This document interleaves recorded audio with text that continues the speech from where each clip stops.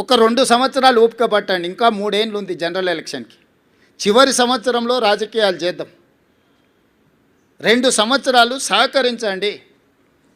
ప్రతిపక్షంగా మీరు సూచన చేయండి, సమస్యల్ని లేవనెత్తండి, ప్రభుత్వానికి విజ్ఞప్తి చేయండి, అవసరం అనుకుంటే నిరసన తెలపండి, ధర్నా చేయండి. ప్రజా సమస్యల మీద మాకు అభ్యంతరం లేదు, మేము అనుమతులు ఇస్తున్నాము.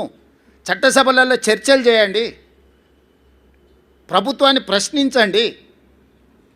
తప్పుడు ప్రచారము, నువ్వు డబ్బులు ఇచ్చి పెట్టుకున్న సోషల్ మీడియా నువ్వు చెప్పిందే రాస్తాడు.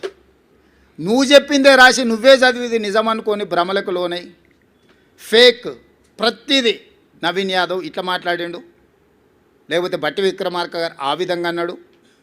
అంటే ఫేక్ న్యూస్ నువ్వే క్రియేట్ చేసి ఆ ఫేక్ న్యూస్ నువ్వే నమ్మి నువ్వే కొద్దిమందికి సర్వేల పేరు మీద నగదిచ్చి మనందరం ఇక్కడనే ఉన్నాము. ప్రతి ఒక్కరికి ఇంకొకరు తెలిసిన వాళ్ళే ఉంటారు. నాకు ప్రత్యక్షంగా తెలియకపోతే అమర్ గారికి తెలుస్తుంది ఆ సర్వే చేసిన ఆయన వెనకాల ఎవరు ఉన్నారు ఏమున్నది అని. వారిని అడిగితే నాకు చెప్పడా, వారిని అడిగి నిన్న మొన్న జరిగిన సర్వేలు అన్నీ కూడా నేను మీట్ ది ప్రెస్ రోజు కూడా మీకు అందరికీ చెప్పిన. సరే, వాళ్ళు ఎన్నికల్లో నెగ్గడానికి ఏదో ఇట్లాంటి ప్రయత్నాలు చేస్తారే, మీ విశ్వసనీయత పోగొట్టుకోకండి వాటిని ప్రసారం చేసి అని చెప్పి ఛానల్స్ అండ్ పేపర్స్ కూడా నేను రిక్వెస్ట్ చేసిన. ఇప్పుడు నిజాలు తెలిసినాయి కదా, నేను ఆ రోజు కూడా చెప్పిన.